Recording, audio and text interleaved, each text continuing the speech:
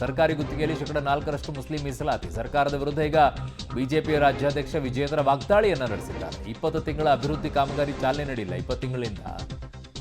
ಅದರ ಬದಲಾಗಿ ಈಗ ಶಾಸಕರಿಗೆ ಅನುದಾನ ಕೊಡೋಕ್ಕೂ ಕೂಡ ಸಾಧ್ಯವಾಗ್ತಿಲ್ಲ. ಅವರ ಕ್ಷೇತ್ರಗಳಿಗೆ ಮುಸ್ಲಿಮರಿಗೆ 4% ಮೀಸಲಾತಿ ಕೊಡೋಕೆ ಮುಂದಾಗಿದ್ದಾರೆ ಅಂತ ಆಕ್ರೋಶವನ್ನು ವಿಜೇಂದ್ರ ಅವರು ಹೊರಹಾಕಿದ್ದಾರೆ. ಅಲ್ಪಸಂಖ್ಯಾತರು ಅಂದರೆ ಮುಸ್ಲಿಮರು ಮಾತ್ರನಾ, ಬೇರೆಯವರಿಗೆ ಅನ್ಯಾಯ ಮಾಡೋಕೆ ಹೊರಟಿದ್ದಾರೆ ಅಂತ ಆಕ್ರೋಶವನ್ನು ವ್ಯಕ್ತಪಡಿಸಿದ್ದಾರೆ ವಿಜಯೇಂದ್ರ ಅವರು.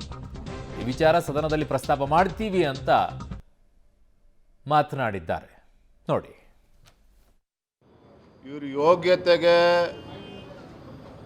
ಕಳೆದ 20 ತಿಂಗಳಿಂದ ರಾಜ್ಯದಲ್ಲಿ ಯಾವುದೇ ಒಂದು ಅಭಿವೃದ್ಧಿ ಕೆಲಸ ಕಾರ್ಯಗಳಿಗೆ ಚಾಲನೆ ನೀಡಿಲ್ಲ. ಇವ್ರ ಯೋಗ್ಯತೆಗೆ ಯಾವುದೇ ಶಾಸಕರ ವಿಧಾನಸಭಾ ಕ್ಷೇತ್ರಗಳಿಗೆ ಅಭಿವೃದ್ಧಿಗೆ ಹಣವನ್ನು ಕೊಡೋದಕ್ಕೆ ಸಾಧ್ಯ ಆಗಿಲ್ಲ.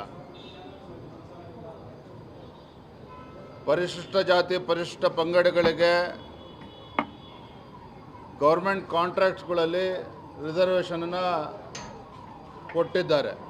ಆದರೆ ಇವತ್ತು ಎಲ್ಲಿ ಕೆಲಸ ನಡೀತಾ ಇದೆ? ಯಾವುದೇ ವಿಧಾನಸಭಾ ಕ್ಷೇತ್ರದಲ್ಲಿ ಯಾವುದೋ ಟೆಂಡರು ಕರೆದಿಲ್ಲ, ಗುದ್ಲಿ ಪೂಜೆಗಳು ಆಗಿಲ್ಲ, ಅಭಿವೃದ್ಧಿ ಕೆಲಸಗಳು ಆಗೋದಕ್ಕೆ ಪ್ರಶ್ನೆ ಉದ್ಭವನೇ ಆಗೋದಿಲ್ಲ. ಇದ್ರ ಮಧ್ಯೆ ಅಲ್ಪಸಂಖ್ಯಾತರಿಗೆ 4% ಮೀಸಲಿಡ್ತೇವೆ ಅಂತಕ್ಕಂಥ ಏನು ನಿರ್ಧಾರವನ್ನು ಕ್ಯಾಬಿನೆಟಲ್ಲಿ ತೆಗೆದುಕೊಳ್ಳೋಕೆ ಹೊರಟಿದ್ದಾರೆ. ಅಲ್ಪಸಂಖ್ಯಾತರು ಅಂತ ಹೇಳಿದ್ರೆ ಮುಸ್ಲಿಮರು ಮಾತ್ರನಾಗಿದ್ರೆ ಬೇರೆ ಯಾರು ಇಲ್ವ? ಅಲ್ಪಸಂಖ್ಯಾತರು ಅಂತ ಹೇಳಿದ್ರೆ